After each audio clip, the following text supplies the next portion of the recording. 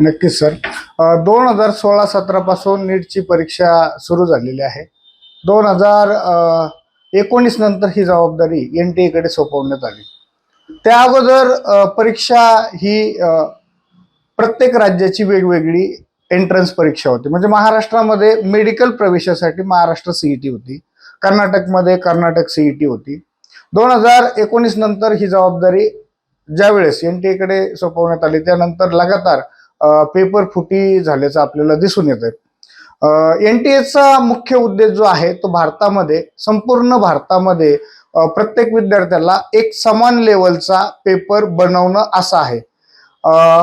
पण पेपर फुटीमुळे याचा फायदा फक्त श्रीमंत विद्यार्थ्यांना होतोय, गरीब विद्यार्थ्यांना याचा कुठलाही फायदा त्या ठिकाणी होत नाहीये.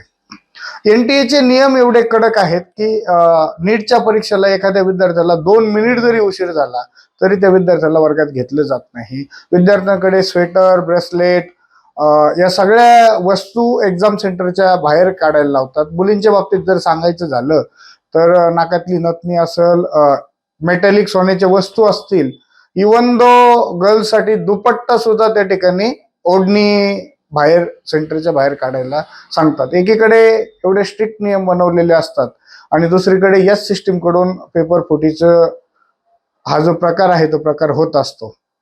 माझं एवढंच म्हणणं असेल, ज्याप्रमाणे 2013च्या अगोदर प्रत्येक राज्यामध्ये मेडिकल एंट्रन्ससाठी वेगवेगळी परीक्षा होती, तशी परीक्षा यानंतर महाराष्ट्राने मागणी करावी की महाराष्ट्रासाठी महाराष्ट्र CET द्वारे मेडिकल एंट्रन्सचे प्रवेश द्यावेत. नक्कीच अशी परीक्षा झाली तर हे पेपर फुटीचं जे प्रकरण आहे त्याला आपल्याला आळा घालता येईल. कुठेतरी आता हे जे काही पेपर वगैरे फुटीचे प्रकार घडलेले आहेत त्यानंतर कुठेतरी ऍडमिशनला वगैरे कुठेतरी फटका बसल्याचं आपल्याला जाणवतं. हा, या पेपर फुटीनंतर प्रामुख्याने मागच्या 2-4 वर्षात आम्हाला असं जाणवलंय, ज्या विद्यार्थ्यांना डॉक्टर व्हायचे परंतु घरची परिस्थिती नाहीये, इवन मी तर असं म्हणत ज्या विद्यार्थ्यांची कॅपॅसिटी पेपर विकत घेण्याची नाहीये, असे विद्यार्थी माझ्याकडे इंजिनिअरिंग CET साठी त्या ठिकाणी प्रवेश घेतात. म्हणजे विद्यार्थी स्वतःचे स्वप्न त्या ठिकाणी दाबून ठेवतात. ही सिस्टीम नक्कीच त्या ठिकाणी बदलायला पाहिजे आणि महाराष्ट्राने जर महाराष्ट्र CETचा आग्रह धरला मेडिकल एंट्रन्ससाठी तर महाराष्ट्रातील चांगल्या पद्धतीचे डॉक्टर, जे गरीब घरातील विद्यार्थी आहेत परंतु ज्यांच्याकडे नॉलेज चांगलं आहे असे विद्यार्थी त्या ठिकाणी फर्स्ट पेपर जो झाला तो मी 3 मे ला दिलता आणि जो रीनीटची एक्झाम झाली ती 21 जूनला दिलती. तर जो पहिला पेपर झाला तो सोपा वाटलेला मला, तर त्याला मला 500+ मार्क्स होते आणि जर नेक्स्ट वाला झाला त्याला मला 200च मार्क आलेले.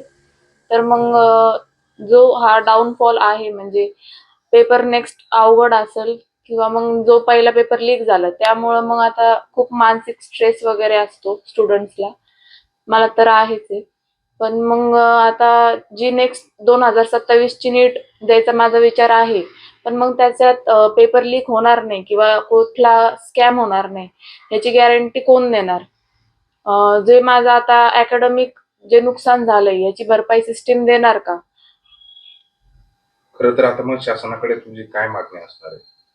की जो पेपर आहे आता 2027चा नीटचा पेपर हा एक तर स्टेट वाईज CET सारखा घेतला पाहिजे. जशी आपली कॉमन एंट्रन्स टेस्ट होती तशी प्रत्येक स्टेटसाठी वेगवेगळी घेतली पाहिजे किंवा मग जर का नॅशनल लेवलवरच असेल तर मग ती ऑनलाईन CBT सारखी असावी.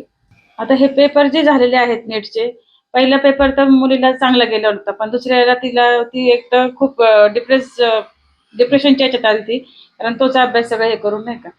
आणि जे हे पेपर फोडण्याचं काम आहे ते आम्ही पालक किंवा हे विद्यार्थी करत नाहीत, हे तर सिस्टीमद्वाराच होत आहे. मग ह्या सिस्टीमला कुठंतरी नियंत्रण घातलं पाहिजे, त्याच्यासाठी काहीतरी कठोर कारवाई त्याच्यावर केली पाहिजे असं आमचं पालकांचं मत आहे. आणि आम्ही सर्वसामान्य घरातले पालक आहोत. आम्ही मुलांना खूप स्वप्न दाखवून त्यांना ते डॉक्टर बनायचं आमची इच्छा असते. आम्ही लोन म्हणजे कर्ज वगैरे करून आम्हाला मुलांचे फीस, ट्युशन फी असू दे, कॉलेज फी असू दे, आम्हाला ते सगळं मॅनेज करावं लागतं. आणि हे जर वारंवार घडत आहे, ह्या वर्षी तर आता आपल्याला आश्वासन दिलेलं होतं आणि मागच्या वर्षीही आश्वासन मिळालेलं होतं, पण त्याच्यावर काही असं वेगळं काही झालेलं नाहीये. हे पेपर फुटीचे कामं चालूच आहेत. तर आमचं आर्थिक नुकसान आणि शैक्षणिक माझ्या मुलीचं जे नुकसान आहे याची भरपाई कोण करणार, हा माझा प्रश्न आहे. आपलं नाव सांगा. माझं नाव भारती संघर्ष साळवे आहे. माझं नाव हर्षाली अशोक यादव आहे.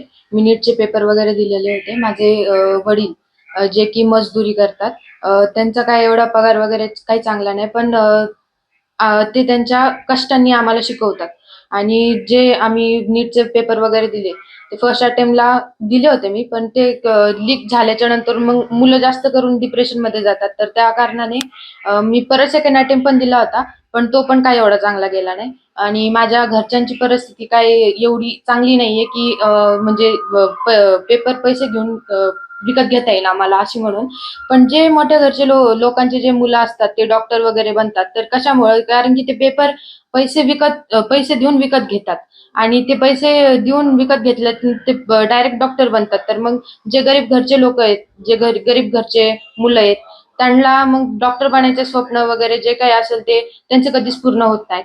त्याच्यामुळं मग माझी एवढीच इच्छा आहे की जे आपण नीटचे पेपर वगैरे घेतो ते फुटण्याचे कारण म्हणजे असंच सरकार वगैरे सिस्टीम चांगली काही नाही. तर मग ते करण्यासाठी की नीटचे पेपर आपण जसे की सीईटीचे पेपर घेतात तसे ऑनलाईन पेपर नीटचे घ्यायला पाहिजे.